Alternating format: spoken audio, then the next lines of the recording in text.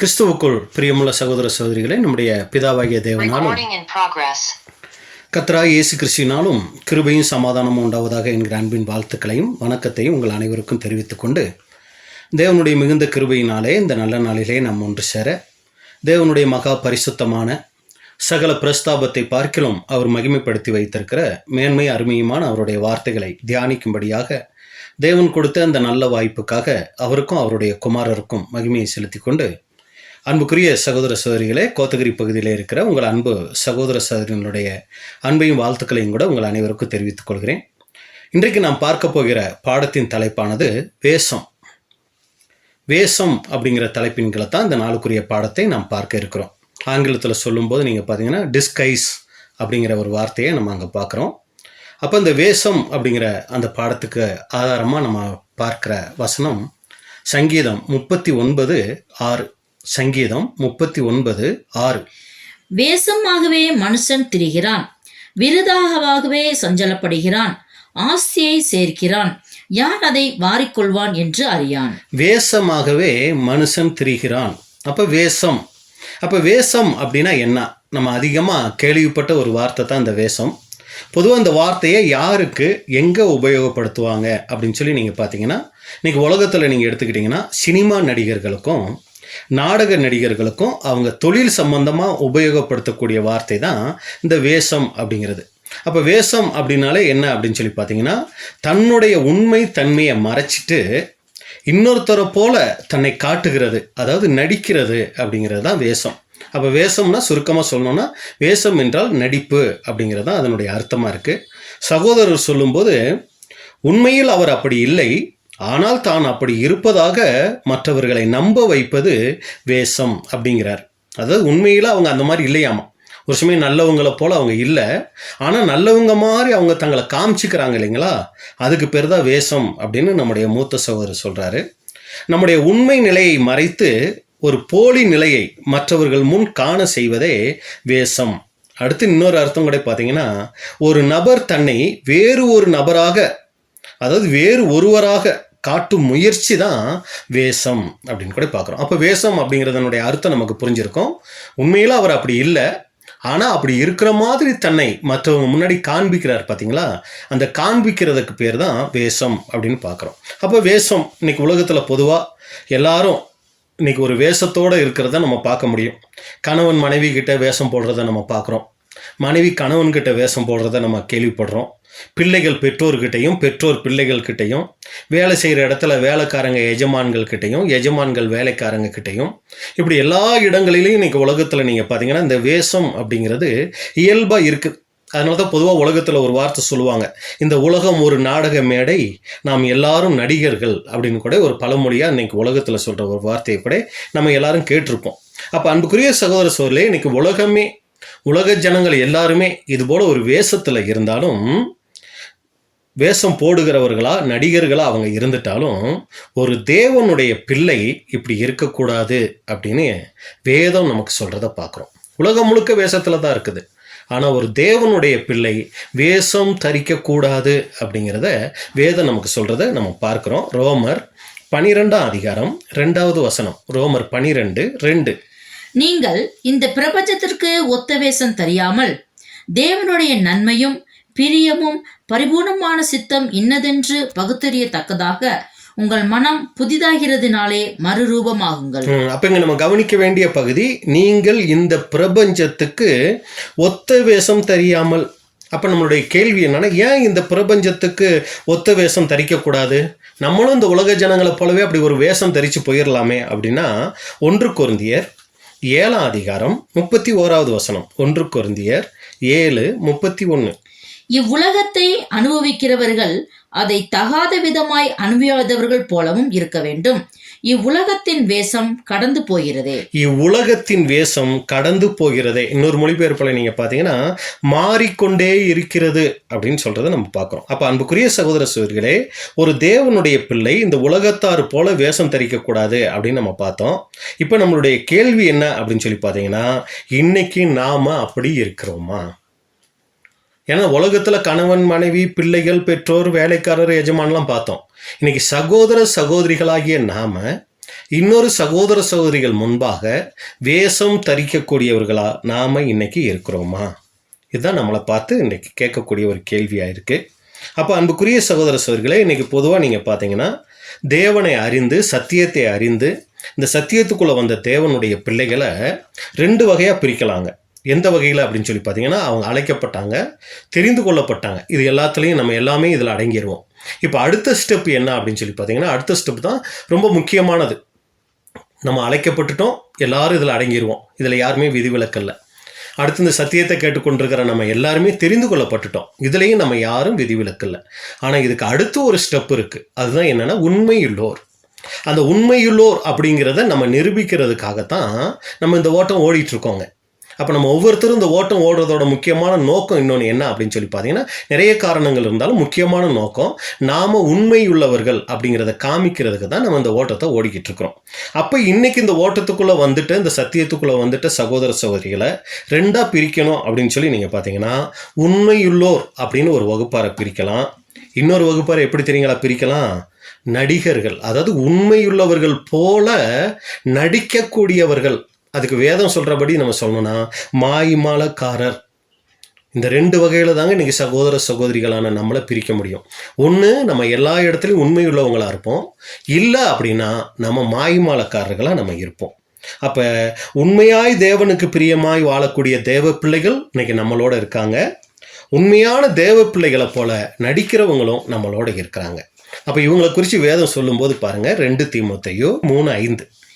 தேவ பக்தியின் வேஷத்தை தரித்து அதன் பலனை மறுதளிக்கிறவர்களாயும் இருப்பார்கள். இப்படிப்பட்டவர்களை நீ விட்டு விலகு. பாருங்க அன்புக்குரிய சகோதர சகோதரிகளே, கடைசி நாட்களிலே எப்படி அந்த 3 அதிகாரம் 1வது வசனத்தை ஆரம்பிப்பார்னா, மேலும் கடைசி நாட்களில் கொடிய காலங்கள் வரும் என்று அறிவாயாக. அப்போ அந்த கடைசி நாட்களில் வரக்கூடிய தேவ ஜனங்கள் நம்ம தான், சகோதர சகோதரிகள் மத்தியில் தான் எப்படிப்பட்டவங்களாக இருப்பாங்கங்கிறத ஒரு பெரிய லிஸ்ட்டு கொடுத்து அதை எப்படி தெரியுங்களா கடைசியாக முடிக்கிறாரு? தேவ பக்தியின் வேஷத்தை தரித்து அதன் பலனை மறுதளிக்கிறவர்களாக இருப்பார்கள். இப்படிப்பட்டவர்களை விட்டு விலகு. அப்போ முக்கியமாக நம்ம கவனிக்க வேண்டிய ஒரு காரியம் என்னன்னா, தேவ பக்தியின் வேஷத்தை தரித்தவர்கள் அன்புக்குரிய சகோதர சகோதரிகளே நம்ம மத்தியில் இருப்பாங்க. அது சாதாரண சகோதர சகோதரிகளும் இருப்பாங்க, மட்டுமல்ல ஊழியம் செய்யக்கூடிய சகோதரர்களும் கூட இருப்பாங்க. அது இப்போ இல்லைங்க, ஆதி திருச்சபையிலேயே அப்படி இருந்துட்டாங்களாம். நம்ம வசனம் வாசிக்கலாம். 2 கொரிந்தியர் 11, 13, 14. 2 கொரிந்தியர் 11 அதிகாரம் 13 மற்றும் 14. அப்படிப்பட்டவர்கள் கள்ள அப்போஸ்தலர்கள், கபடமுள்ள வேலையாட்கள், கிறிஸ்துவினுடைய அப்போஸ்தலரின் வேஷத்தை தரித்து கொண்டவர்களாய் இருக்கிறார்கள். அது ஆச்சரியம் அல்ல, சாத்தானும் ஒளியின் தூதனுடைய வேஷத்தை தரித்து கொள்வானே. நல்லா கவனிங்க. ஆதி திருச்சபையிலேயே நீங்க பாத்தீங்கன்னா ஒரு சிலர் இருந்திருக்கிறாங்க.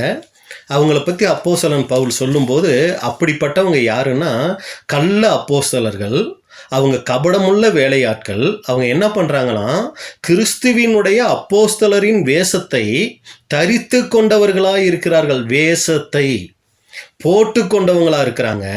அது ஒன்றும் பெரிய ஆச்சரியம் இல்லை. ஏன்னா சாத்தானே அநேக நேரங்களில் இயேசு கிறிஸ்துவனுடைய வேஷத்தை தரிச்சிக்கிறத நம்ம பார்க்குறோம், நாங்கள் சொல்கிறத பார்க்குறோம். சரி, அப்போ வேதம் இன்னைக்கு நமக்கு சொல்லக்கூடிய விஷயம், கடைசி நாட்களிலேயும், அதாவது ஆரம்பத்திலே அப்படி இருந்திருக்கிறாங்க, கடைசி நாட்களிலேயும் தேவ பிள்ளைகள் மத்தியில் தேவ பக்தியின் வேஷத்தை தரித்து கொண்டவங்க இருப்பாங்க அப்படின்னு பார்க்குறோம். இப்போ நம்மளுடைய கேள்வி என்னன்னா, இன்னைக்கு நாம் எப்படிப்பட்டவங்களா இருக்கிறோம்? ஒரு சமயம் நம்முடைய உண்மையான நிலைமையை மறைச்சி ஒரு பொய்யான தோற்றத்தை, மற்றவங்க நம்மளை பெருசாக நினைக்கணும், மற்றவங்க நம்மளை பெருமையாக நினைக்கணும், மற்றவங்க நம்மளை உயர்வாக நினைக்கணுங்கிறதுக்காக அன்புக்குரிய சகோதர சகோதரிகளே, ஏதாவது ஒரு வேஷத்தை தரித்தவர்களாக நாம் இருக்கிறோமா? நம்மளே சிந்திச்சு பார்க்கணுங்க. அப்போ இன்னைக்கு சகோதர சகோதரிகளை பார்க்கும்போது நாம் உண்மைத்தன்மையை வெளிப்படுத்துகிறவர்களாக இருக்கிறோமா, இல்லை வேஷம் போடுகிறவர்களாக நம்ம இருக்கிறோமா? பாருங்கள், பழைய ஏற்பாட்டு காலத்தில் எரேமியா தீர்க்கதரிசி அதுக்கு ஆதாரமாக ஒரு வசனம் சொல்கிறாரு இந்த வேஷம் தரிச்சுக்கிறவங்களை பற்றி. எரேமியா 9 அதிகாரம் 8வது வசனம். எரேமியா 9:8. அவர்கள் நாவு கூர்மையாக்கப்பட்ட அம்பு, அது கபடம் பேசுகிறது. அவனவன் தன் தன் அயலானோடே தன் தன் வாயினாலே சமாதானமாய் பேசுகிறான், ஆனாலும் தன் உள்ளத்திலே அவனுக்கு பதிவிடை வைக்கிறான். நல்லா கவனிச்சிங்களா அந்த வசனத்தை?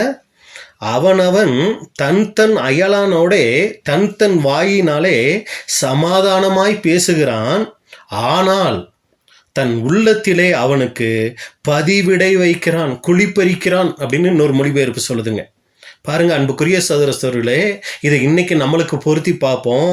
இன்னைக்கு சகோதர சகோதரிகளை நம்ம பார்க்கும்போது அவங்களோட நம்மளுடைய வாயினால சமாதானமா பேசுறோமே, ஆனா உள்ளத்துல அவர்களை குறித்த நினைவுகள் எப்படிப்பட்டதா இருக்குது?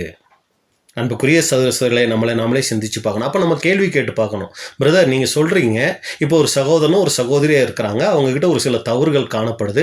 இப்போ நான் அவங்கள பார்க்கும்போது பிரைஸ் தி லார்ட் அப்படின்னு சொல்கிறேன், இல்லைனா ஸ்தோத்திரம் சொல்கிறேன், இல்லைனா வணக்கம் சொல்கிறேன், நமஸ்தே சொல்கிறேன்.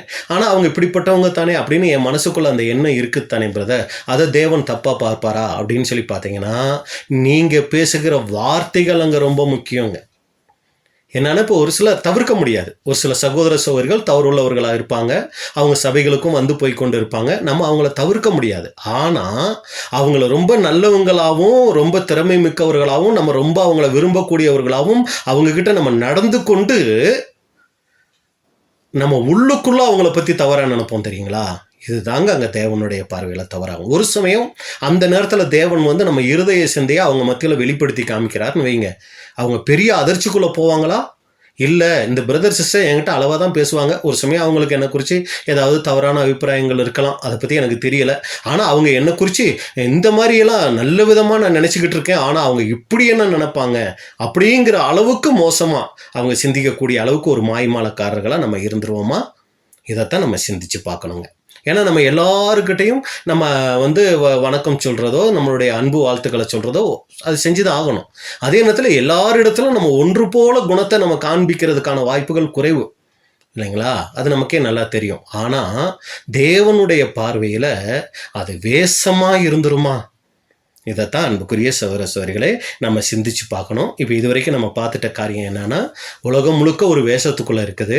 ஆனால் சத்தியத்துக்குள்ளே வந்துட்ட நாம் உண்மையுள்ளோரா ஆகணுங்கிற அந்த ஒரு நிலைமைக்கு வந்திருக்கிற அந்த அழைப்புக்குள்ளே வந்திருக்கிற நாம் இன்னைக்கு மற்றவர்கள் மத்தியில், அது உலகத்தாராகவும் இருக்கட்டுங்க, குடும்பத்தாராகவும் இருக்கட்டும், சபை சகோதர சகோதரிகளாகவும் இருக்கட்டும், வேஷம் போடுகிறவர்களா நாம் இருந்துடுறோமா? இப்போ இதை புரிஞ்சுக்கிறதுக்காக நம்ம என்ன பண்ண போகிறோம்னா, வேதத்திலிருந்து ஒரு உதாரணம் நம்ம பார்க்க போகிறோம். ஆண்டவராகிய இயேசு கிறிஸ்து இந்த பூமியில் வாழும்போது சொல்லிட்ட ஒரு உவமை தான். ஆனால் அந்த உவமையிலிருந்து நிறைய நம்ம காரியங்கள் ஏற்கனவே நம்மளும் கூட எடுத்திருக்கிறோம். நிறைய சகோதரர்களும் கூட அதிலிருந்து எடுத்திருக்கிறாங்க. அந்த உவமையிலேருந்து இன்றைக்கி நேரடியாக ஒரு சில காரியங்களை இதுக்கு ஒப்பிட்டு, இந்த வேஷம் அப்படிங்கிற தலைப்புக்கு ஒப்பிட்டு நம்ம என்ன பண்ண போகிறோம்னா நம்ம பார்க்க போகிறோம். அப்போ அன்புக்குரிய சகோதர சகோதரிகளே, அப்போ இங்கே நம்ம பார்த்துட்டோம் ஒரு சகோதரன், அதாவது அந்த எரேமியாவை நம்ம பார்க்கும்போது அவங்க பார்க்கும்போது சமாதானமாக பேசுகிறாங்க, ஆனால் உள்ளுக்குள்ளே என்ன வச்சுருக்காங்கன்னா பதிவிடை குழிப்பறிக்கிறவங்களா இருக்கிறாங்கன்னு பார்த்தோம் இல்லைங்களா? இப்போ அதே மாதிரி அன்புக்குரிய சகோதர சகோதரிகளே, ஆண்டவராகிய இயேசு கிறிஸ்துவின் நாட்களில் கூட நீங்கள் பார்த்தீங்கன்னா பரிசேயர் சதுசேயர் அப்படிப்பட்டவங்களா இருந்தாங்க. அவங்க பார்த்தீங்கன்னா நியாயப்பிரமாணத்தை போதிக்கக்கூடியவங்களாக இருந்தாங்க. நியாயப்பிரமாணத்தின்படி நடக்கணும்னு ஜனங்களை வழி நடத்தக்கூடியவங்களாக இருந்தாங்க. தங்களை தேவனுடைய பிரதிநிதிகள்னு சொல்லி அவங்க முன்னாடி காமிச்சிக்கிறவங்களா இருந்தாங்க. ஆனால் நீங்கள் பார்த்தீங்கன்னா தேவன் அவங்க உள்ளத்தை பார்க்குறார், ஆனால் அவங்க உள்ளம் பார்த்தீங்கன்னா மாய்மாலம் நிறைஞ்சதாக இருந்துச்சு. அதனால தான் ஆண்டவராகிய இயேசு கிறிஸ்து அவங்கள பார்த்து சொல்லும்போது மாய்மாலக்காரரே மாய்மாலக்காரரே அப்படின்னு சொல்லி பேசுகிறத நம்ம பார்க்குறோம்.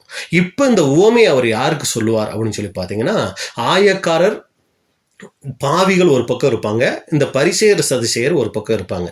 இந்த ஆயக்காரர் பாவிகள் எப்படிப்பட்டவங்களா தேவனுடைய பார்வையில் இருக்கிறாங்க, இந்த பரிசேயர் சதுசேயர் தேவனுடைய பார்வையில் எப்படிப்பட்டவங்களா இருக்காங்கங்கிறத வெளிப்படுத்துறதுக்கு தான் இந்த ஓமையை ஆண்டவராக இயேசு கிறிஸ்து சொல்லுவார். இந்த ஓமை என்ன அப்படிங்கிறத கூட நம்ம சொல்லிடலாம். கெட்ட குமாரன் ஓமை லூக்கா 15ஆம் அதிகாரத்தில் இருக்குது. அப்போ அந்த ஓமையினுடைய தலைப்பே நமக்கு தெரியும். ஒரு சிலர் அந்த ஓமைக்கு தலைப்பு வந்து காணாமல் போன இளைய குமாரன் அப்படின்னு சொல்லி வைப்பாங்க.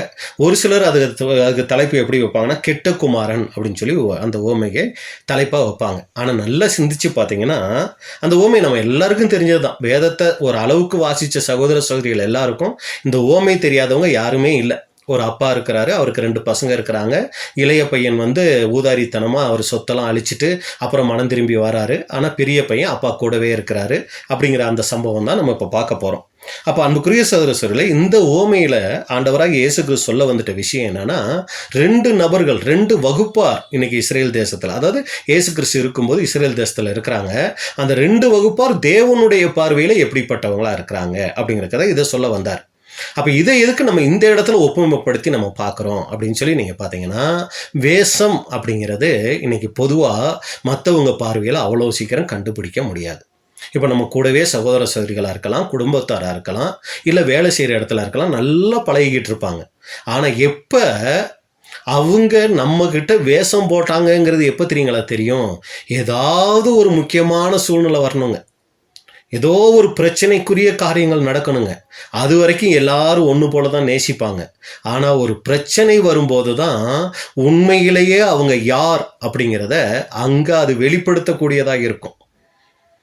அந்த பிரச்சனை வர்ற வரைக்கும் யார் எப்படிப்பட்டவங்கிறது தெரியாது. அதான் இன்னைக்கு உலகத்திலே சொல்லுவாங்க, ஒரு சிங்கத்தை பார்த்தா கண்டுபிடிச்சிடலாம், அது பார்த்த உடனே நமக்கு பயம் வந்துடும், அது பாஞ்சு நம்மளை கொன்னுறணும். ஒரு புலியை பார்த்தா கண்டுபிடிச்சிடலாம், ஒரு பாம்பை பார்த்தா கண்டுபிடிச்சிடலாம். ஆனால் ஒரு மனுஷனை பார்த்தா கண்டுபிடிக்கவே முடியாது அவங்க மனசுக்குள்ளே என்ன வச்சுக்கிட்டு இருக்காங்கன்னு சொல்லி. ஏன்னா மிருகங்களை விட மோசமானவங்க மனுஷங்க அப்படின்னு கூட இன்னைக்கு சொல்கிறதெல்லாம் நம்ம கேள்விப்பட்டிருப்போம்.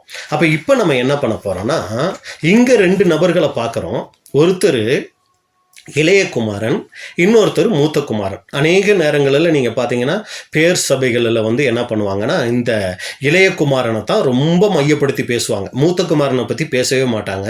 இளைய குமாரனை தான் அதிகமாக மையப்படுத்தி பேசுவாங்க. என்னன்னு பேசுவாங்க அப்படின்னா, நீங்கள் இந்த மாதிரி தேவனை விட்டு பாவியாக இருக்கிறீங்க, நீங்கள் தேவனுக்கிட்ட வந்தால் அந்த தகப்பனை போல் அவர் என்ன பண்ணுவார்னா உங்களை ஏற்றுக்குவார், உங்களை அழைப்பார், இயேசு அழைக்கிறார் அப்படின்னு சொல்லி என்ன பண்ணுவாங்கன்னா இந்த ஓமையை வச்சு அவங்க ஒரு சுவிசேஷமாக பிரசங்கம் பண்ணுவாங்க. ஆனால் இன்னைக்கு நம்ம என்ன பண்ண போறோம் அப்படின்னு சொல்லி பார்த்தீங்கன்னா, இந்த கெட்ட குமாரன் ஓமை இருக்கு இல்லைங்களா, இதுல நாம மூத்த குமாரனை பத்தி பார்க்க போறோம். ஏன்னா இந்த ஓமையில இளைய குமாரனை கெட்டவனாவே நிறைய பேர் பார்த்து முடிச்சிடுறாங்க. ஆனா அன்புக்குரிய சகோதர சகோதரிகளே, இந்த ஓமையை நல்லா வாசிச்சீங்கன்னா, இந்த ஓமையில ஒருபோது இளைய குமாரனை கெட்டவனா அங்க இயேசு கிறிஸ்து சொல்லி முடிக்கிறது இல்லைங்க. யாரைத்தான் கெட்ட ஆளா சொல்லி முடிப்பாருன்னா, மூத்த குமாரனை தான் சொல்லி முடிப்பாருங்க. 2 பசங்க இருந்தாங்க, ஒருத்தர் தவறான வழிக்கு போனார். ஆனா அவர் என்ன ஆயிட்டாருன்னா மனம் திரும்பி வந்துட்டாரு. ஆனா எங்க அப்பா கூடவே இருந்தார் பாருங்க அந்த மூத்த குமாரன். இவரு அப்பா கூடவே இருந்தாலும் ஒரு வேஷம் போடக்கூடியவரா இருந்திருக்கிறாருங்க. அப்பாவுக்கு ரொம்ப பிரியமானவரா இருக்கிறது போல வேஷம் போட்டுட்டு இருந்திருக்கிறார். ஒரு சூழ்நிலை வரும்போது அவருடைய வேஷம் அங்க என்ன தெரியுங்களாச்சு, கலைஞ்சிருச்சு. அன்புக்குரிய சகோதரர்களே, இப்ப நம்ம என்ன பண்ணலாம்னா அந்த மூத்த குமாரனை பத்தி இருக்கிற வசன பதிவுகளை பார்த்துட்டு அதுல இருந்து ஒரு சில காரியங்களை நம்ம கத்துக்கொள்ளலாம். லூக்கா 15 அதிகாரம் 25 இருந்து, லூக்கா 15:25 முதல். அவனுடைய மூத்த குமாரன் வயலில் இருந்தான். இப்போ உங்களுக்கு இந்த சம்பவம் தெரியும். இளைய குமாரன் பாகம் பிரிச்சுட்டு போயிட்டாரு, பண்ணி தவிட்ட சாப்பிட்டாரு, அது கூட அவருக்கு கிடைக்கல. அப்புறம் புத்தி தெளிஞ்சிட்டாரு, நான் அப்பா கிட்ட போறேன், அவர் என்ன ஒரு வேலைக்காரனை வச்சுக்கிட்டா கூட போதும் அப்படின்னு சொல்லி வந்துட்டாரு. அப்பாவும் அவரை ஏத்துக்கிட்டாரு. அங்க சமரசம் ஆயிடுச்சு. இப்ப தம்பி வந்துட்டார் அப்படிங்கிறத மூத்த குமாரன் அந்த அண்ணன் கேள்விப்படுறாரு. கேள்விப்பட்ட உடனே அவன் திரும்பி வீட்டிற்கு சமீபமாய் வருகிற போது கீத வாத்தியத்தையும் நடன கழிப்பையும் கேட்டு ஊழியக்காரரில் ஒருவனை அழைத்து இதென்ன என்று விசாரித்தான். அதற்கு அவன், உம்முடைய சகோதரன் வந்தார், அவர் மறுபடியும் சுகத்துடனே உம்முடைய தகப்பனிடத்தில் வந்து சேர்ந்தபடியினாலே அவருக்காக கொளுத்த கன்றை அடுப்பித்தார் என்றான். அப்ப என்ன இது, வீட்டு பக்கத்துக்கு அவர் வயல்ல வேலை செஞ்சுட்டு வர்றாரு அண்ணன். வீட்டுக்கிட்ட வரும்போது ஒரே பாட்டு சவுண்டு, ஒரே நடன டான்ஸா இருக்கு. என்ன அது சவுண்டு அப்படின்னு சொல்லி கேட்கிறாரு. அப்பொழுது அவன் கோபம் அடைந்து உள்ளே போக மனதில்லாதிருந்தான். தகப்பனோ வெளியே வந்து அவனை வருந்தி அழைத்தான். அப்ப என்ன சவுண்டு அப்படின்னு சொல்லி கேட்ட உடனே, இந்த மாதிரி உங்க தம்பி வந்துட்டாரு அப்படின்னு சொன்ன உடனே இவருக்கு என்ன ஆயிடுச்சுன்னா அங்க பாத்தீங்கன்னா கோபம் வந்துருச்சு. வீட்டுக்கு போறதுக்கே மனசு இல்லாம நின்றுகிட்டு இருக்கிறாரு. இப்ப அப்பா வாப்பா நீ வாப்பா அப்படின்னு சொல்லி வீட்டுக்கு அந்த அண்ணனை கூப்பிடுறாரு. அவன் தகப்பனுக்கு பிரதியுத்தரமாக, இதோ இத்தனை வருஷ காலமாய் நான் உமக்கு ஊழியம் செய்து ஒரு காலம் உம்முடைய கற்பனையை மீறாதிருந்தும் என் சிநேகிதரோட நான் சந்தோஷமாய் இருக்கும்படி நீர் ஒரு காலம் எனக்கு ஒரு ஆட்டுக்குட்டையாவது கொடுக்கவில்லை. வேசிகளிடத்தில் உம்முடைய ஆஸ்தியை அழித்து போட்ட உம்முடைய குமாரனாகிய இவன் வந்தவுடனே கொளுத்த கன்றை இவனுக்காக அடுப்பித்தீரே என்றான். அதற்கு தகப்பன், மகனே, நீ எப்போதும் என்னோடு இருக்கிறாய், எனக்குள்ளதெல்லாம் உன்னுடையதாய் இருக்கிறது. உன் சகோதரனாகிய இவனோ மரித்தான், திரும்பவும் உயிர்த்தான், காணாமல் போனான், திரும்பவும் காணப்பட்டான். ஆனபடியினாலே நாம் சந்தோஷப்பட்டு மகிழ்ச்சியா இருக்க வேண்டுமே என்று சொன்னான் என்றார். அப்போ இது நம்ம அநேக நேரங்களில் வேதத்தில் வாசித்த ஒரு பகுதி தான். இப்போ இதில் இருந்து தான் இந்த மூத்த குமாரன் எப்படிப்பட்ட வேஷம் போட்டவராக இருந்தார் அப்படிங்கிறத நம்ம இப்போ பார்க்க போகிறோம். முதலாவது இந்த மூத்த குமாரனுக்கிட்ட காணப்பட்ட நல்ல குணலட்சணங்களை நம்ம பார்க்கணும். என்ன இவர்கிட்ட இருந்த நல்ல குணலட்சணங்கள்னு பார்த்தீங்கன்னா, லூக்கா 15ஆம் அதிகாரம் 25வது வசனத்தில் நீங்கள் பார்த்தீங்கன்னா, அவனுடைய மூத்த குமாரன் வயலில் இருந்தான் அப்படின்னு இருக்கு. அடுத்து லூக்கா 15ஆம் அதிகாரம் 29வது வசனத்தில் பார்த்தீங்கன்னா, இத்தனை வருஷமாய் உமக்கு ஊழியம் செய்தேன், ஒரு காலம் உம்முடைய கற்பனையை மீறவில்லை அப்படின்னு சொல்றாரு. அடுத்து 15ஆம் அதிகாரம் 31வது வசனத்தில் பார்த்தீங்கன்னா, அதற்கு தகப்பன் மகனே நீ எப்போதும் என்னோடு இருக்கிறாய். இந்த 3 வசனங்களை வச்சு இந்த மூத்த குமாரன்கிட்ட இருக்கிற நல்ல குணம் என்னன்னு பார்த்தீங்கன்னா, முதல் குணம், அவர் தகப்பனை விட்டு பிரியவே இல்லைங்க. தகப்பன் கூடவே இருந்தார். ரெண்டாவது நீங்கள் பார்த்தீங்கன்னா, தகப்பனுக்கு கீழ்ப்படிந்த மகனாக இருந்தார். ஏன்னா அங்கே வசனத்தில் சொல்லும்போது உம்முடைய கற்பனையை மீறவில்லை அப்படிங்கிறாரு. அப்போ தகப்பனுக்கு கீழ்ப்படிஞ்ச ஒரு மகனாக இருந்தார். தகப்பனுடைய சொத்தை அழிச்சு போடாமல் அதை பாதுகாத்தார். தம்பி மாதிரி இல்லைங்க அவர். தகப்பனுடைய சொத்தை அழிச்சு போடாமல் பாதுகாத்தார்.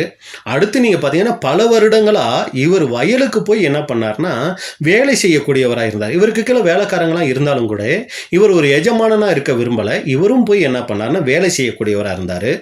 அடுத்து நீங்கள் பார்த்தீங்கன்னா, தகப்பனுடைய வார்த்தையை மீறாதவராக இருந்தார்.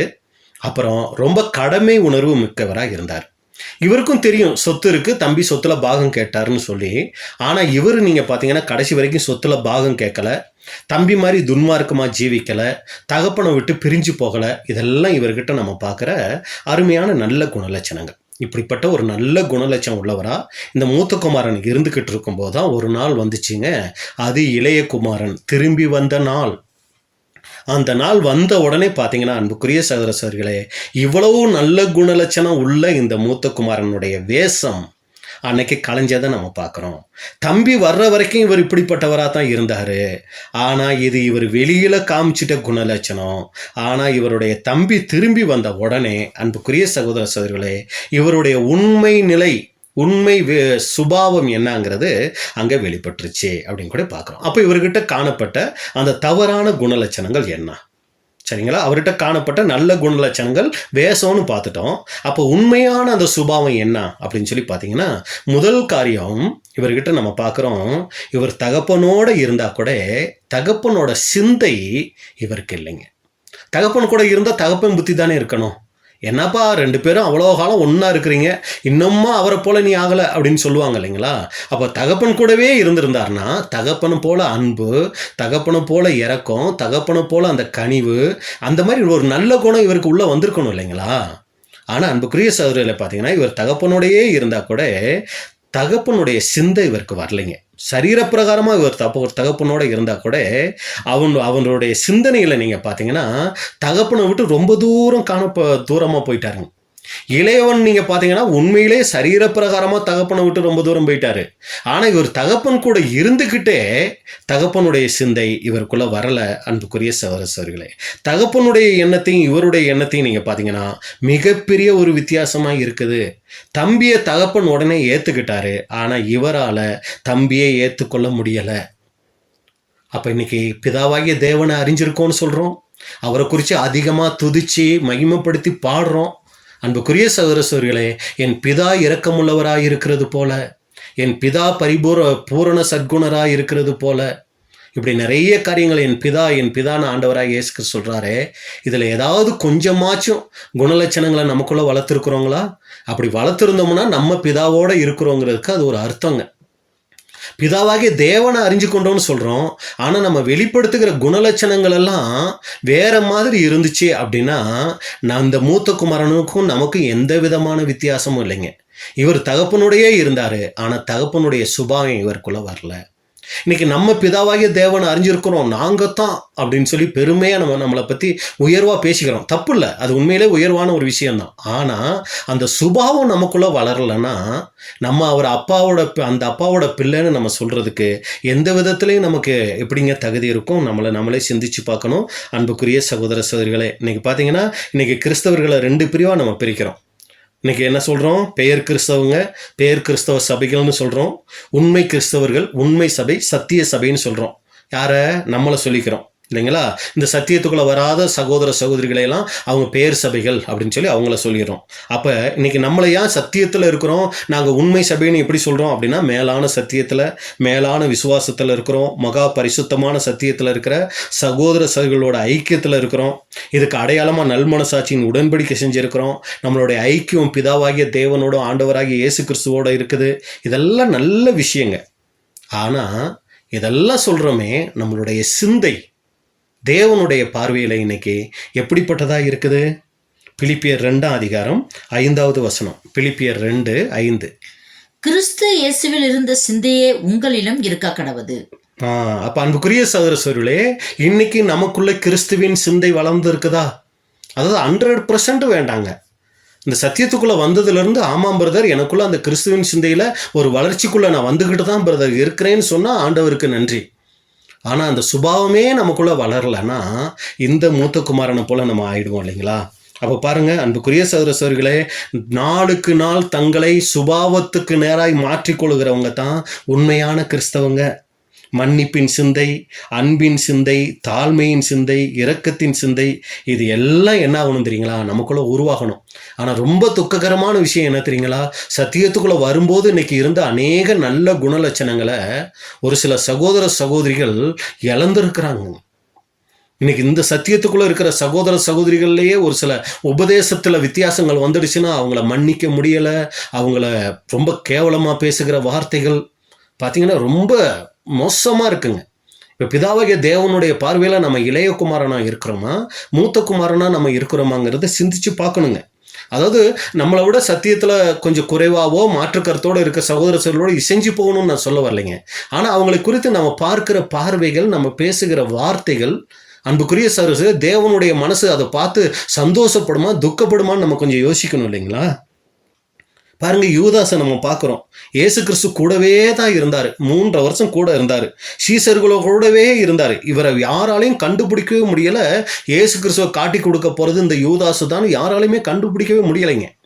அந்த அளவுக்கு நீங்கள் பார்த்தீங்கன்னா அவர் அந்த அளவுக்கு வேஷம் போடுகிறவரா அவங்க கூடவே இருந்தார், ஊழியமும் செஞ்சுக்கிட்டு இருந்தாருங்க. வெளியில் பார்க்கும்போது இவரும் ஒரு அப்போஸ்தலன் தான், இவரும் இயேசு கிறிஸ்துனுடைய சீசன் தான். ஆனால் ஆண்டவருடைய பார்வையில் அவர் பண்ணின அத்தனை விஷயமும் வேஷமாக இருந்துச்சுங்க. இன்னைக்கு நம்ம பண்ணுற காரியங்கள் எல்லாமே தேவனுடைய பார்வையில் ஒரு வேஷமாக ஆயிடுங்களா? நம்ம தேவனை துதிச்சு மகிமைப்படுத்துகிறோம், வசனங்கள் வாசிக்கிறோம், ஜெபிக்கிறோம், இது போன்ற சத்தியங்களெல்லாம் நம்ம கேட்டுட்ருக்கிறோமே, இவங்க வேஷம் போடுறாங்கன்னு நம்மளை பார்த்து சொல்லிடுவாருங்களா? அன்புக்குரிய சகோதர சகோதரிகளே, நம்மளுடைய கிரியைகள் இன்னைக்கு வேஷமாக இருக்காங்கிறத நாம் சிந்திச்சு பார்க்கணும். மூத்த குமாரன் தகப்பனோடையே இருந்தாலும் தகப்பனுடைய சுபாவம் அவருக்குள்ள வரலை. அன்புக்குரிய சகோதர சகோதரிகளே, இது முதல் காரியம் அவர்கிட்ட பார்க்குறோம். 2வது காரியம் நீங்கள் பார்த்தீங்கன்னா, மற்றவங்களுடைய சந்தோஷத்தில் அவரால் பங்கு கொள்ள முடியலைன்னு பார்க்குறோம். வசனம் நம்ம பார்க்குறோம், லூக்கா 15:28. அப்பொழுது அவன் கோபமடைந்து உள்ளே போக மனதில்லாதிருந்தான். தகப்பன வெளியே வந்து அப்பொழுது அவன் கோபம் அடைந்து உள்ளே போக மனதில்லாது இருந்தான். பாருங்க, இங்க தம்பி வீடு திரும்பி இருக்கிறாரு. தம்பி வீடு திரும்பினது நீங்க பாத்தீங்கன்னா யாருக்கெல்லாம் சந்தோஷம்னா அப்பாவுக்கு மட்டும் சந்தோஷம் இல்லைங்க, அங்க வேலை செஞ்சுக்கிட்டு இருந்த வேலைக்காரங்களுக்கும் அது சந்தோஷம். அதுலயே பாருங்க, லூக்கா 15:22-24 வரைக்கும். அப்பொழுது தகப்பன் தன் ஊழியக்காரரை நோக்கி, நீங்கள் உயர்ந்த வஸ்திரத்தை கொண்டு வந்து இவனுக்கு உடுத்தி இவன் கைக்கு மோதிரத்தையும் கால்களுக்கு பாதரட்சிகளையும் போடுங்கள். கொளுத்த கன்றை கொண்டு வந்து அடியுங்கள், நாம் புசித்து சந்தோஷமாய் இருப்போம். என் குமாரனாகிய இவன் மரித்தான், திரும்பவும் உயிர்த்தான், காணாமல் போனான், திரும்பவும் காணப்பட்டான் என்றான். அப்படியே அவர்கள் சந்தோஷப்பட தொடங்கினார்கள். தகப்பனுக்கு ரொம்ப ரொம்ப சந்தோஷம். வேலைக்காரங்களுக்கும், ஐயோ எஜமான் இவ்வளவு நாள் கவலையா இருந்தாரியா, இப்ப ரொம்ப சந்தோஷம் ஆயிட்டார். அவங்களுக்கும் அது ரொம்ப சந்தோஷமான செய்தியா இருக்கு. ஆனால் ஒரே ஒரு ஆளுக்கு மட்டும் பார்த்தீங்கன்னா அது சந்தோஷத்தை தரலை. இந்த அண்ணங்காரருக்கு பார்த்தீங்கன்னா மற்றவங்களுடைய சந்தோஷத்தில் ஈடுபடுற மனசு இல்லாதவராக இருக்கிறாரு. எல்லாரும் இதை ஒரு சந்தோஷமான செய்தியாக கொண்டாடிக்கிட்டு இருக்கிறாங்க. ஆனால் இந்த அண்ணங்காரர் மட்டும் பார்த்தீங்கன்னா இவருக்கு இது ஒரு கோபத்தை உண்டாக்கும் ஒரு செய்தியாக அங்கே இருந்துச்சுன்னு பார்க்குறோம். அப்போ இவர்கிட்ட பார்க்குற 2வது தவறான ஒரு காரியம் என்னன்னு பார்த்தீங்கன்னா, மற்றவங்களுடைய சந்தோஷத்தில் தன்னை ஈடுபடுத்தி கொள்ள முடியாத ஒரு மகனாக அவர் இருக்கிறார். அப்போ இதில் நமக்கு என்ன பாடம் அப்படிங்கும்போது, பிறருடைய சந்தோஷம் நம்மளுடைய சந்தோஷமாக இருக்கணுங்க. பிறருக்கு ஒரு துக்கம்னா அது நம்மளுடைய துக்கமாக இருக்கணுங்க. இப்படி தான் ஆண்டவராகி இயேசு கிறிஸ்து இந்த பூமியில் இருக்கும்போது இருந்தார். பார்த்தீங்கன்னா சந்தோஷ வீட்டுக்கு போகும்போது சந்தோஷமாக இருந்தார். அதே லாசரு மரணத்தில் நீங்கள் பார்த்தீங்கன்னா கண்ணீர் விடுகிறார். துக்க வீட்டுக்கு போகும்போது துக்கமுள்ளவராக இருக்கிறாருங்க. அதுதான் வேதமும் கூட நமக்கு சொல்லுது. ரோமர் 12ஆம் அதிகாரம் 15வது வசனம். ரோமர் 12:15. சந்தோஷப்படுகிறவர்களுடனே சந்தோஷப்படுங்கள், அழுகிறவர்களுடனே அழுங்கள். பாருங்க, இதை நல்லா இன்னைக்கு யோசிச்சு பாருங்க. இன்னைக்கு இப்படி நம்மளால இருக்க முடியுதா?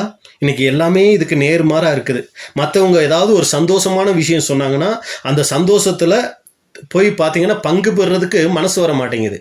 அவங்களுக்கு மட்டும் அப்படி ஒரு ஆசீர்வாதமா, அப்படி ஒரு சூழ்நிலை நடந்து போச்சா அப்படிங்கிறது ஒரு துக்கத்தை தான் தருதே ஒழிய சந்தோஷத்தை தர மாட்டேங்குது. அப்படியே போய் பங்கெடுத்தா கூட ஒரு சந்தோஷங்கிறது ஒரு வேஷமாக தான் இருக்கே ஒழிய அது உண்மையான ஒரு சந்தோஷமா அங்கே இருக்க மாட்டேங்குது. சரிதான் பிரதர், எனக்கு உண்மையிலேயே சந்தோஷம் வர மாட்டேங்குது பிரதர், எனக்கு அது துக்கமாக தான் பிரதர் ஆகுது, என்ன பண்ணுறது பிரதர்? ஜெபம் பண்ணணும் நம்ம. அப்பா அப்படி நான் இருக்கக்கூடாது இல்லையா? அவங்க சந்தோஷத்தில் நான் சந்தோஷப்படணும் இல்லையா?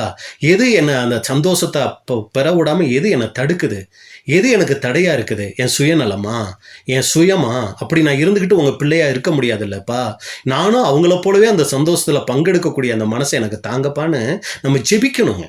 அப்போ தான் தேவன் அந்த மனசை பார்ப்பாருங்க, பார்த்து அதை நமக்கு தருவார். அப்போ அன்புக்குரிய சகோதர சகோதரிகளே, இந்த ஒரு காரியத்தை அவர்கிட்ட நம்ம பார்க்குறோம். மற்றவங்களுடைய சந்தோஷத்தில் பங்கு கொள்ள முடியாத ஒரு காரியம். இன்றைக்கி நம்மக்கிட்ட அந்த மாதிரி ஒரு சுபாவம் இருக்குங்களா? ஒரு காட்டேஜ் ப்ரேயரோ ஒரு ஏதாவது ஒரு விசேஷத்தை கூடுகையோ ஒரு சகோதரர்கள் வீட்டில் வைக்கும்போது நம்ம வீட்டில் வச்சா எல்லாரும் வரணும்னு நம்ம ஆசைப்படுவோம். ஆனால் அடுத்தவங்க வீட்டில் வச்சா நம்ம போக மாட்டோம். இது என்னது நியாயம்? அப்போ இது எப்படி நம்ம அவங்க சந்தோஷத்தில் பங்கு பெறுற மாதிரி ஆகிடும்? நமக்கு ஏதாவது ஒன்றுனா எல்லாரும் விசாரிக்கணும், ஆனால் அடுத்தவங்களுக்கு ஒன்றுனா நம்ம விசாரிக்கவே மாட்டோம். இந்த ஒரு சுபாவத்தோடு நம்ம இருக்கோங்களா? நம்மளே சிந்திச்சு பார்க்கணுங்க. மூணாவது நீங்கள் பார்த்தீங்கன்னா இந்த மூத்த குமாரன்கிட்ட நம்ம பார்க்குற குணலட்சணம், தன்னுடைய கிரியையை அவர் ரொம்ப முக்கியத்துவப்படுத்துகிறாருங்க. என்ன அப்படி கிரியை முக்கியத்துவப்படுத்தினாரு? லூக்கா 15:29. லூக்கா 15:29. அவன் தகப்பனுக்கு பிரதியுத்தரமாக, இதோ இத்தனை வருஷ காலமாய் நான் உமக்கு ஊழியம் செய்து ஒரு காலம் உம்முடைய கற்பனையை மீறாதிருந்தும் என் சிநேகிதரோடே நான் சந்தோஷமாய் இருக்கும்படி நீர் ஒரு காலம் எனக்கு ஒரு ஆட்டுக்குட்டியாவது கொடுக்கவில்லை. இதை நீங்கள் நல்லா கவனிச்சிங்கன்னா அன்புக்குரிய சகோதரர்களே, ரொம்ப நியாயமான காரியமாக தான் இருக்கும். பாருப்பா, தம்பி உங்களை விட்டு போயிட்டான். அவன் வந்த உடனே நீங்கள் என்ன பண்ணுறீங்க? ஆடு அடிக்கலை, கண்ணுக்குட்டி அடித்து கொண்டாடுறீங்க. ஆனால் இங்கே கூடவே இருக்கிறேன், எனக்கும் பர்த்டே வந்துச்சு, எனக்கும் ஒரு சில விசேஷங்கள்லாம் வந்துச்சு. ஆனால் எனக்காக இது வரைக்கும் கண்ணுக்குட்டி அடிக்க வேணாம், ஒரு ஆட்டுக்குட்டியாவது நீங்கள் அடிச்சிங்களா அப்படிங்கிறது ஒரு ஏக்கமாக ஒரு விருப்பமாக இருக்கிறது போல இருக்குங்க. ரொம்ப நியாயமாக தானே இவர் கேட்குறாரு, தப்பு இல்லையே அப்படின்னு. மேலோட்டமாக பார்த்தா அப்படி தான் இருக்குங்க. பாருங்கள், அவர் சொல்கிற வார்த்தை, நான் ஒருபோதும் உமது கற்பனையை மீறாது இருந்தேன். அதாவது உமக்கு கீழ்ப்படிந்து ஒரு மகனாக இருந்து வந்தேன்.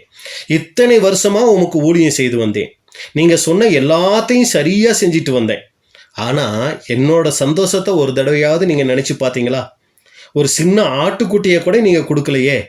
ஆனால் சொல்கிறாரு, வேசிகளிடத்தில் உம்முடைய ஆஸ்தியை அழித்து போட்டு வந்த இவருக்கு கொளுத்த கன்றை நீங்கள் அடிச்சிங்களே, இது நியாயமா அப்படிங்கும்போது வெளிப்பிரகாரமாக இதை பார்த்தீங்கன்னா இது நியாயமாக இவர் கேட்டது போல தான் இருக்குங்க. ஆனால் நல்லா கவனிச்சிங்கன்னா இவர் சொல்ல வர விஷயம் என்ன தெரியுங்களா? நான் உமக்கு உண்மையாக இருந்தேன், நான் உண்மையுள்ளவனாய் உழைத்தேன், நான் உம்முடைய வார்த்தையை மீறவில்லை. எல்லாத்துலேயும் நீங்கள் பார்த்தீங்கன்னா நான் நான் நான் அப்படிங்கிறத அவர் அங்கே முக்கியத்துவப்படுத்தி சொல்கிறவராக அவர் இருக்கிறத நம்ம பார்க்குறோம். அவருடைய கிரியைகளை தான் அங்கே முக்கியத்துவப்படுத்தி அங்கே பேசுகிறாருங்க. ஆனால் அன்புக்குரிய சகோதர சகோதரிகளே, இதே இளையகுமாரன் வந்தார் பாருங்க, அவர் என்ன வார்த்தை சொன்னார்னு பார்த்தீங்கன்னா, அதே லூக்கா 15:21. லூக்கா 15:21. குமாரன் தகப்பனை நோக்கி, தகப்பனே, பரத்துக்கு விரோதமாகவும் உமக்கு முன்பாகவும் பாவம் செய்தேன், இனிமேல் உம்முடைய குமாரன் என்று சொல்லப்படுவதற்கு நான் பாத்திரன் அல்ல என்று சொன்னான். இங்கேயும் இவரும் நான் தான் ஒன்று சொன்னாரு, ஆனால் நான் இல்லைங்கிறாரு, அவரு நான் இருக்கேங்கிறார். உங்களுக்கு வித்தியாசம் புரியும்னு நினைக்கிறேன். மூத்த குமாரன் சொன்னதனுடைய அந்த வார்த்தைகளினுடைய கோர்வையை எடுத்தீங்கன்னா, நான் இதை செஞ்சேன், நான் இதுக்கு தகுதி, நான் இவ்வளவு தகுதி உள்ளவனா இருக்கேன் அப்படின்னு சொல்ல வராரு. ஆனால் இளையகுமாரனை நீங்கள் பார்த்தீங்கன்னா நான் தகுதியே இல்லை அப்படிங்கிறாரு. அப்போ பார்த்தீங்கன்னா அவர் கிரியையை முக்கியத்துவப்படுத்தி மூத்த குமாரன் பேசுகிறாரு. தகப்பனுடைய கிருபை என்னங்கிறத அவர் தெரிஞ்சுக்கலன்னு பார்க்குறோம். அப்போ இதில் நமக்குரிய பாடம் என்னன்னு பார்த்தீங்கன்னா, நம்ம கூட நிறைய நேரங்களில் நம்மளுடைய கிரியையே முக்கியப்படுத்திடுறோங்க. இந்த சத்தியத்துக்குள்ளே வந்துட்டோம் பார்த்தீங்களா? இந்த சத்தியத்துக்குள்ளே வந்ததுக்கு பின்னாடி பாருங்கள், ஒரு சில நேரங்கள் நம்ம பேசுகிற வார்த்தைகளை நீங்கள் கவனித்து பார்த்தீங்கன்னா கிரியையை தான் முக்கியத்துவப்படுத்துவீங்க. நான் கிளாஸ் கேட்கும்போது பார்த்தீங்கன்னா அந்த மலையில் அவ்வளவு கஷ்டப்பட்டு வந்து நான் சத்தியம் கேட்டேன். நான் 2 தடவை இந்த சத்தியம் கேட்டேன்.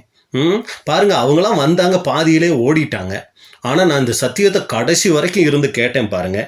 இப்படி எல்லாம் சொல்லி நிறைய நேரங்களில் என்ன பண்ணுவோன்னா, நாம் உடன்படிக்கை செஞ்சதையும், நம்ம இந்த சத்தியத்துக்குள்ளே எத்தனை வருஷம் இருக்கோம் அப்படிங்கிறதையும், இந்த சத்தியத்தில் நம்ம வந்து எந்த அளவுக்கு நம்ம வந்து தேறி இருக்கிறோம் அப்படிங்கிறதையும், சரிங்களா, ஆசரிப்பு கூடாரத்தினுடைய விளக்கமாக இருக்கட்டும், சரிங்களா, இன்னும் வேதத்தில் இருக்கிற வெளிப்படுத்தின விசேஷம், எசேக்கியேல் தீர்க்க தரிசனம், இந்த மாதிரி உவமைகள், இப்படி இதெல்லாம் என்னுடைய விளக்கங்களாக இருக்கட்டும், இதெல்லாம் எனக்கு எவ்வளவு தெரியுங்களா அப்படிங்கிறத நம்ம என்ன பண்ணுறோன்னா, நிறைய நேரங்கள் நம்மளுடைய கிரியைகளை முக்கியத்துவப்படுத்தி பேசுகிறவங்களா இருந்துருவாங்க. ஆனால் ஒருபோதும் தேவன் இதுக்கு அவர் அதிக முக்கியத்துவம் கொடுக்கறது இல்லைங்க. நம்மளுடைய உள்ளான மனசு உண்மையிலே எதை குறித்து மேன்மை அடையுதுங்கிறது தான் பார்ப்பாருங்க. எபேசியர் 2:8 எபேசியர் 2:8 கிருபையினாலே விசுவாசத்தை கொண்டு ரட்சிக்கப்பட்டீர்கள், இது உங்களால் உண்டானதல்ல, இது தேவனுடைய ஈவு. கிருபை தாங்க. கிருபையினால தான் இன்னைக்கு நம்ம நிற்கிறோம். நம்ம உடன்படிக்கை செஞ்சதும் தேவனுடைய கிருபை தான். இந்த சத்தியத்தை நம்ம கேட்டதும் தேவனுடைய கிருபை தான். இன்னைக்கு இந்த சத்தியத்தை கேட்டுக்கிட்டு இருக்கிறதும் தேவனுடைய கிருபை தான். சரிங்களா, நாளைக்கு இந்த சத்தியத்தை நம்ம கேட்க போகிறதும் தேவனுடைய கிருபை தான். கடைசி வரைக்கும் அன்புக்குரிய சகோதரர்களே, தேவனுடைய கிருபை இருந்தால் மட்டும்தாங்க நம்ம இதில் நினச்சி நிற்க முடியுமே ஒழிய நம்மளுடைய கிரியைகள்ங்கிறது ஒன்றுமே இல்லை. அன்புக்குரிய சகோதரர்களே, வேதத்தில் இன்னொரு இடத்துல கூட இயேசு கிறிஸ்து சொல்லுவார். அந்த பரிசேயன் ஆயக்காரன் ஊமையில் நம்ம பார்க்குறோம். பரிசேயன் பார்த்தீங்கன்னா கிரியையை முக்கியத்துவப்படுத்தி நான் உபவாசித்தேன், நான் 3 தரம் ஜெபிச்சேன், இப்படியெல்லாம் பெரிய லிஸ்ட்டே போடுவார். ஆனால் ஆயக்காரன் பாருங்க, ஒரே வார்த்தையில் ஆண்டவருடைய இருதயத்தை கவர்ந்துட்டு போயிடுவார். தேவனே, பாவியாகி என்மேல் கிருபையாயிரும், அழகா இவனல்ல அவனே அப்படின்னு சொல்லி ஆண்டவரே என்ன பண்ணிடுவாருங்க, அவன் கூட இருக்கிறத அவர் அங்கே காமிச்சிடுறத பார்க்குறோம். அப்போ அன்புக்குரிய சகோதரர்களே, நறுங்குண்ட இருதயத்தை தேவன் புறக்கணிக்கிறது இல்லை. சங்கீதத்தில் 55 சங்கீதம் 50 நம்ம 51 பார்க்குறோம். அடுத்து ஏசாயாவில் நம்ம பார்க்குறோம், நறுங்குண்டதுமான இருதயத்தை தேவன் புறக்கணிக்கிறது இல்லைங்க. அப்போ நம்ம இந்த சத்தியத்துக்குள்ளே வந்துட்டாலும் நம்மளுடைய இருதயம் எப்பொழுதும் ஒரு தாழ்மையோடு நொறுங்குண்டதாக தான் இருக்கணுமே ஒழிய நம்மளுடைய கிரியையை ஒருபோதும் முக்கியத்துவப்படுத்துகிறதா அது இருந்துடக்கூடாது அப்படின்னு பார்க்குறோம். 4வதாக நீங்கள் பார்த்தீங்கன்னா, இந்த மூத்த குமாரன் இந்த அண்ணங்காரர்கிட்ட பார்க்குற காரியம் என்னன்னா, கடந்த கால தவறுகளை பேசுகிறார். அந்த இளையவன் செய்த கடந்த கால தவறுகளை அங்கே பேசுகிறத பார்க்குறோம். லூக்கா 15:30 வேசிகளிடத்தில் உம்முடைய ஆஸ்தியை அழித்து போட்ட உம்முடைய குமாரனாகிய இவன் வந்தவுடனே கொளுத்த கன்றை இவனுக்காக அனுப்பித்தீரே என்றான். நல்லா கவனிச்சிங்களா? என்னன்னு சொல்றாரு பாருங்க. வேசிகளிடத்தில் உம்முடைய ஆஸ்தியை அழித்து போட்ட உம்முடைய குமாரன். அப்போ தன்னுடைய சகோதரனுடைய கடந்த கால பாவங்களை என்ன பண்ணுறாருன்னா தகப்பன்கிட்ட அங்கே சுட்டி காமிச்சு பேசக்கூடியவராக இருக்கிறாரு. கொளுத்த கண்ணை அடிச்சிங்களே, யாருக்கு தெரியுமா அடிச்சிங்க? யார் தெரியுமா? இவன் வேசிகளிடத்துல உங்கள் ஆஸ்தியை பூரா அழிச்சு போட்டுட்டு வந்திருக்கிறான். சொத்துல பாகம் வாங்கிட்டு போயிட்டு என்ன பிஸ்னஸ் பண்ணான்னு நினச்சிங்களா? நேர விபச்சார விடுதிக்கு போனான். போயிட்டு அங்கே வேசிகள்கிட்ட பணத்தை கொடுத்து வேசித்தனம் பண்ணி பணத்தையெல்லாம் அழிச்சு போட்டுட்டு வந்திருக்கிறான். இதைத்தான் அவர் என்ன பண்ணுறாருன்னா அங்கே முக்கியத்துவப்படுத்தி பேசுகிறாருங்க. ஆனால் அன்புக்குரிய சகோதரர்களே, நல்லா கவனிச்சிங்கன்னா, இளையவன் இப்போ அதையெல்லாம் விட்டு மனம் திரும்பிட்டாரு. தகப்பனும் மகன் செஞ்ச தப்பையெல்லாம் மன்னிச்சு அவரை ஏற்றுக்கிட்டாரு. ஆனால் மூத்தவருக்கு நீங்கள் பார்த்தீங்கன்னா அந்த இளையவன் செஞ்ச கடந்த கால பாவங்கள் தான் கண்ணு முன்னாடி நிற்கதே ஒழிய அவர் இப்போ மனம் திரும்பி வந்தது, கண்ணீர் விட்டது, நான் அப்பாவுக்கு ஒரு வேலைக்காரனாக இருந்தால் போதும், நான் மூத்த குமாரனா, நான் ஒரு குமாரனாக இருக்கணுங்கிற அவசியமே வேண்டாம், அந்த வேலைக்காரங்களில் ஒருத்தராக என்னை வச்சாலே போதும், அந்த அளவுக்கு ஒரு தாழ்மையாக நொறுங்கி பார்த்தீங்கன்னா ஒன்றும் இல்லாமல் நறுங்குண்டு போய் வந்திருக்கிறாருங்க. ஆனால் இந்த மூத்த குமாரனுக்கு தம்பி மேலே என்னத்தான் ஞாபகம் வருதுன்னா, அவர் வேசிகள் இடத்துல ஆஸ்தியை அழிச்சு போட்டவர். ஆனால் அன்புக்குரிய சகோதரர்களே, எங்கள் தகப்பன் மன்னிச்சிட்டாரு, மறந்துட்டாரு. தகப்பன் அவரை சேர்த்துக்கிட்டாரு. அவருடைய இளைய குமாரனுடைய தவறை சுட்டி காமிக்கிறதுக்கு மூத்த குமாரனுக்கு எந்த தகுதியும் அங்கே கிடையாதுங்க. அப்பாவே மன்னிச்சு ஏத்துட்டாரு. இனி யார் அதை பற்றி பேச முடியும் இல்லைங்களா? அப்போ அன்புக்குரிய சகோதர சகோதரிகளே, இங்கே இதுக்கப்புறம் மூத்த குமாரன் இளைய குமாரனுடைய கடந்த கால பாவங்களை பேசுறதுக்கு அவருக்கு எந்த உரிமையும் இல்லை அப்படின்னு சொல்லி பார்க்குறோம். ஆனாலும் இவர் என்ன சொல்கிறாருன்னா, இவன் யார் தெரியுமா? வேசிகள் இடத்துல ஆஸ்தியை அழிச்சு போட்டவன். இதில் நமக்கு என்ன பாடம்னு சொல்லி பார்த்தீங்கன்னா, இன்னைக்கு சகோதர சகோதரிகள் மத்தியிலையும் கூட இதை நம்ம பார்க்க முடியுங்க. ஒரு சகோதரன் ஒரு சகோதரி என்ன பண்ணியிருப்பாங்கன்னா, ஒரு சில தவறுகளுக்குள்ளே போயிடுப்பாங்க. ஆண்டவர்கிட்ட மன்னிப்பு கேட்டிருப்பாங்க. ஆண்டவரும் அவரை மன்னிச்சு ஏற்றுக்கிட்டு இருப்பார். ஆனால் ஆண்டவர் ஏற்றுக்கிட்டு இருந்திருப்பார். ஆனால் இவங்க விட மாட்டாங்க. எத்தனை வருஷம் ஆனாலும், 10 வருஷம் 15 வருஷம் ஆனாலும், பிரதர் உங்களுக்கு தெரியுமா 10 வருஷத்துக்கு முன்னாடி நடந்த விஷயம் உங்களுக்கு தெரியுமா? என்ன பண்ணிக்கிட்டே இருப்பாங்கன்னா, இன்னமும் அதையே சுட்டி காமிச்சு பேசிக்கிட்டே இருப்பாங்க. சமயம் கிடைக்கும் போதெல்லாம் அதை ஞாபகப்படுத்திக்கிட்டே இருப்பாங்க. அன்புக்குரிய சகோதர சகோதரிகளே, இதை நம்ம நல்லா யோசித்து பார்க்கணும். நாம் மறக்காமல் இருப்போம், ஆனால் தேவன் அதை மறந்தவராக இருப்பார். நம்மளே பார்ப்போம். பஸ்கா டைமில் பார்த்தீங்கன்னா, பேதுரு நீங்கள் பார்த்தீங்கன்னா ஒரு தவறு செஞ்சிட்டாரு. ஆண்டவரை மறுதளிச்சிட்டாரு, மனம் திரும்பிட்டாரு. ஆண்டவர் அவரை மன்னிச்சிட்டாரு. ஆனால் ஒவ்வொரு நினைவு கூறுதலையும் நம்ம என்ன பண்ணுறோங்க, பேதுரு மறுதளித்தவர் இல்லைங்களா? அதை நம்ம என்ன பண்ணிக்கிட்டு இருக்கோம், பாடமாக இன்றைக்கும் நம்ம பார்த்துக்கிட்டு இருக்கோம். அவர் மறுதளித்து மன்னிச்சு போயிட்டார். அதாவது அந்த பாடத்தை பார்க்குறத நான் தப்பு சொல்ல வரல. ஆனால் எதுக்கு இதை சொல்ல வரோம் அப்படின்னு சொல்லி பார்த்தீங்கன்னா, ஒருத்தர் செய்த தவறு மன்னிக்கப்பட்ட பின்னாடியும் நாம் அதை இன்னமும் சொல்லக்கூடியவர்களாக நாம் இருக்கிறோமா? அப்போ சகோதரர் இதை குறித்து சொல்லும்போது, கர்த்தர் மன்னித்த ஒன்றை, மறந்த ஒன்றை, ஆண்டவராகிய இயேசு கிறிஸ்துவின் இரத்தத்தால் கழுவப்பட்ட ஒன்றை, அவர் கணக்கில் இல்லாத ஒன்றை பேசுவதற்கு எனக்கும் உங்களுக்கும் எந்த உரிமையும் கிடையாது. மற்றவர்களுடைய கடந்த பழைய பாவங்களை குறித்து பேசுவது தவறு. இதைத்தான் நம்ம அங்கே பார்க்குறோம். மூத்தவன் கிட்ட காணப்படுகிற ஒரு தவறான ஒரு காரியமாக இருக்கிறது. ஏன் இன்னைக்கு நம்ம நல்லா இருக்கிறோங்க. இது வரைக்கும் நம்ம எந்த தப்பு செய்யாமல் சத்தியத்துக்குள்ளே ஒரு நேர்மையான ஒரு சகோதரனா, ஒரு ஊழியம் செய்யக்கூடிய ஒரு சகோதரனா, சகோதரியாக நம்ம வாழ்ந்துட்டு இருக்கலாம். நாளைக்கு நம்ம என்ன ஆகும்னு யாருக்கு தெரியுங்க? வசனம் சொல்லுது இல்லைங்களா, நிற்கிறவன் விழாதபடிக்கு எச்சரிக்கையாக இருக்க கடவுன்னு சொல்லியிருக்கு இல்லைங்களா? நாளைக்கு நம்மளுடைய நிலைமை என்ன, அடுத்த வாரம் நம்ம என்ன ஆகும், அடுத்த மாதம் நம்மளுடைய நிலைமை என்னங்கிறது யாருக்கு தெரியும் இல்லைங்களா? அப்போ என்ன பண்ணணும்னா, எப்போவுமே மற்றவர்களை குறை சொல்லுகிற விஷயத்தில் ரொம்ப ஜாக்கிரதையாய் நாம் இருக்கணும். அன்புக்குரிய சகோதர சகோதரிகளே, அடுத்த 5வதாக நம்ம பார்க்குறோம். பாருங்க, இவருடைய தம்பி தானே இவர். ஆனால் இவர் என்னன்னு சொல்கிறார் பாருங்க, லூக்கா 15:30 உம்முடைய குமாரன்கிறாருங்க. வாசிங்க, லூக்கா 15:30. வேசிகளிடத்தில் உம்முடைய ஆஸ்தியை அழித்து போட்ட உம்முடைய குமாரனாகிய இவன் வந்தவுடனே கொளுத்தை கன்றை இவனுக்காக அடிப்பித்தீரே என்றான். பார்த்தீங்களா, வேசிகளிடத்தில் உம்முடைய ஆஸ்தியை அழித்து போட்ட என்னுடைய தம்பின்னு சொல்லியிருக்கலாம், இல்லை இளையவன்னு சொல்லியிருக்கலாம். இவருக்கு பாருங்க, அவரை தம்பியாக கூட ஏற்றுக்கக்கூடிய மனசு அங்கே இல்லைங்க. என்னன்னு சொல்கிறாரு பார்த்தீங்களா, உம்முடைய குமாரனாகிய. அப்போ அன்புக்குரிய சகோதர சகோதரிகளே, தன்னுடைய தம்பிங்கிறதே இவர் இப்போ என்ன இருக்கிறாருங்க, மறந்துருக்கிறாரு. அப்போ இதில் நமக்கு என்ன பாடங்கும்போது, இன்றைக்கி நம்மளுடைய உடன் சகோதர சகோதரிகளை நாம் பார்க்கக்கூடிய பார்வை எப்படிப்பட்டதாக இருக்குது? அவரும் இந்த சத்தியம் கேட்டிருக்கிறாங்க, அவங்களும் கூட உடன்படிக்கை செஞ்சுருக்கிறாங்க, அவங்களும் இந்த சத்தியத்துக்குள்ளே வந்திருக்கிறாங்க, அவங்களுக்கும் பிதாவாகிய தேவன் தான் அப்பா. அப்போ இன்னைக்கு நாம் அவங்கள பார்க்குற பார்வை என்னமோ அவங்க 2ஆம் மரணத்துக்கு போகிறவங்க மாதிரியும், நம்ம மட்டும் சபை வாய்ப்புக்கு போகிறவங்க மாதிரியும் நம்ம பார்க்க ஆரம்பிச்சிட்டோமா? இல்லை அந்த ஏற்கனவே நம்ம பார்த்தோமே உவமை, பரிசேயன் ஆயக்காரன் உவமை, அது மாதிரி நம்ம இன்னைக்கு அவங்கள பார்க்குற பார்வை தேவனுடைய பார்வையில் இருந்துருதுங்களா? அவங்களும் சகோதர சகோதரிகள் தான். ஒரு சமயம் நம்மளை விட அவங்க சத்தியத்தில் குறைவுபட்டவங்களாக இருக்கலாம், அறிவில் குறைவுபட்டவங்களாக இருக்கலாம், வசதியில் குறைவுபட்டவங்களாக இருக்கலாம், இல்லை ஒரு சமயம் நம்மளோட மேலானவங்களாக இருக்கலாம்.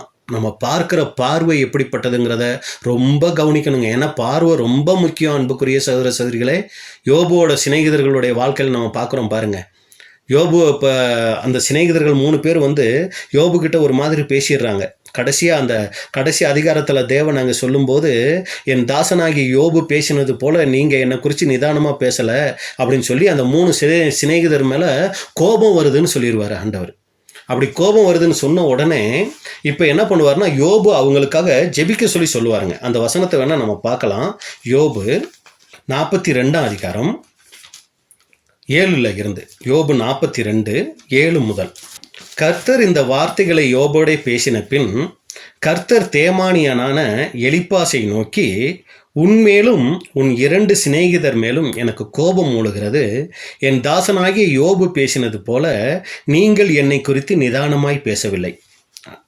ஆதலால் நீங்கள் 7 காளைகளையும் 7 ஆட்டுக்கடாக்களையும் தெரிந்து கொண்டு என் தாசனாகிய யோபினிடத்தில் போய் உங்களுக்காக சர்வாங்க தகன பலிகளை இடுங்கள். என் தாசனாகிய யோபும் உங்களுக்காக வேண்டுதல் செய்வான். நான் நல்ல கவனிங்க, ஒரு சமயம் பைபிள் இருந்தால் நீங்கள் கையில் எடுத்து இந்த வசனத்தை அண்டர்லைன் கூட பண்ணுங்க. நான் அவன் முகத்தை பார்த்து உங்களை உங்கள் புத்தியினத்துக்கு தக்கதாக நடத்தாதிருப்பேன். என் தாசனாகிய யோபு பேசினது போல் நீங்கள் என்னை குறித்து நிதானமாய் பேசவில்லை. இதில் அண்டர்லைன் பண்ண வேண்டிய விஷயம் என்ன தெரியுங்களா? நான் அவன் முகத்தை பார்த்து.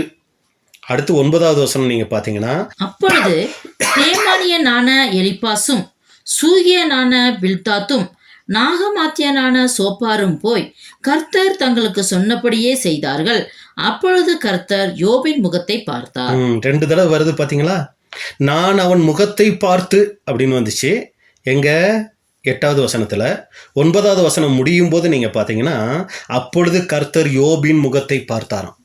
அந்த முகத்தில் கொஞ்சம் கூட தன்னுடைய சிநேகிதர் மேலே கோபமோ எரிச்சலோ அந்த ஒரு வைராக்கியமோ இவங்க அழிஞ்சு போகணுங்கிற எண்ணமோ இல்லைங்களாம். இதே மாதிரி நீங்கள் பார்த்தீங்கன்னா அப்போஸ்தலர் 6ஆம் அதிகாரத்தில் கடைசி வசனம் ஸ்தேவானை பற்றி சொல்லியிருக்கோம். அந்த ஸ்தேவானுடைய முகம் நீங்கள் பார்த்தீங்கன்னா தேவதூதன் முகம் போல இருந்துச்சுன்னு சொல்லியிருக்கோம். அது என்னது தேவதூதன் முகம்? தேவதூதனே நம்ம பார்க்கறதில்ல.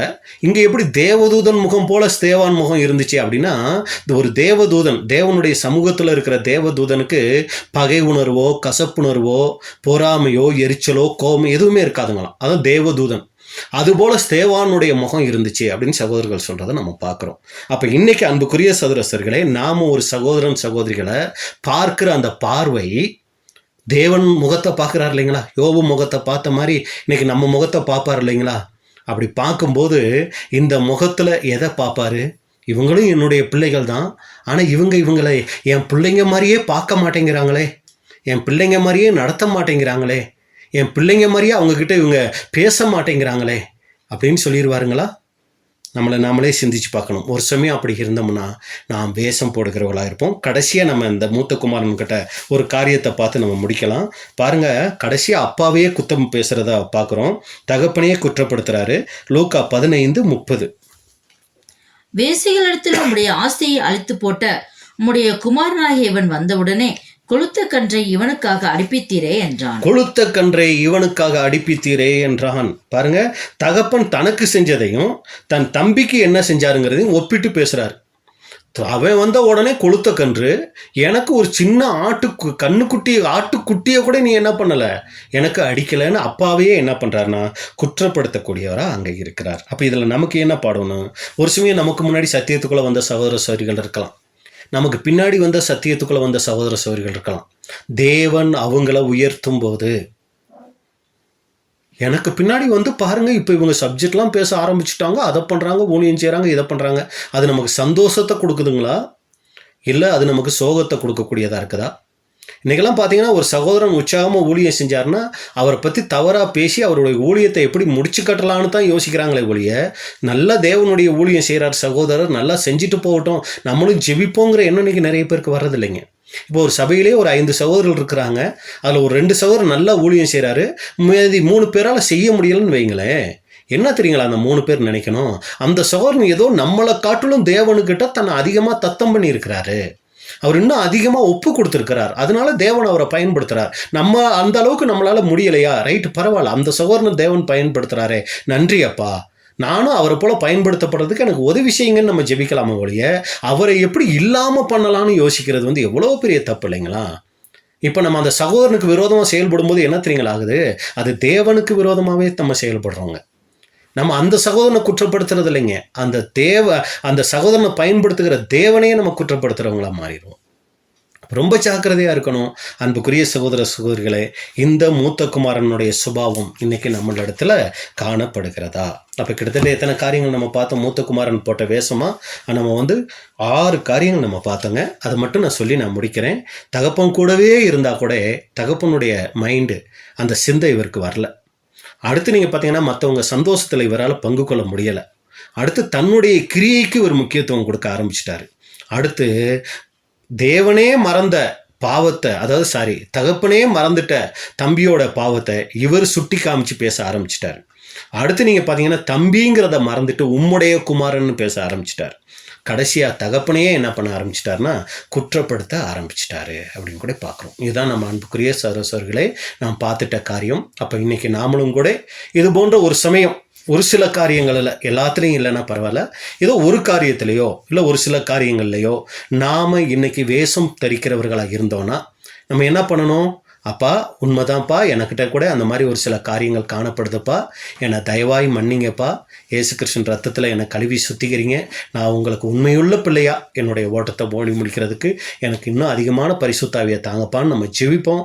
தேவன் நம்ம ஒவ்வொருத்தருக்கும் அத்தகைய உண்மையுள்ள வாழ்க்கை வாழ்வதற்கு, வேஷம் போடாத வாழ்க்கை வாழ்வதற்கு, மாய்மாலம் இல்லாத வாழ்க்கை வாழ்வதற்கு நம்ம ஒவ்வொருத்தருக்கும் கிருபை செய்வாராக. பொறுமையோடு கேட்டவங்களை தேவன் ஆசீர்வதிப்பாராக. இப்படிப்பட்டதான வாய்ப்பை கொடுத்த பிதாவாகிய தேவனுக்கும் ஆண்டவராகிய இயேசு கிறிஸ்துவுக்கும் அன்புக்குரிய சகோதர சகோதரிகளுக்கு அனைவருக்கும் அன்பையும் வாழ்த்துக்களையும் வணக்கத்தையும் தெரிவித்துக் கொள்கிறேன். தேவனுடைய நாமம் மகிமைப்படுவதாக. ஆமென்.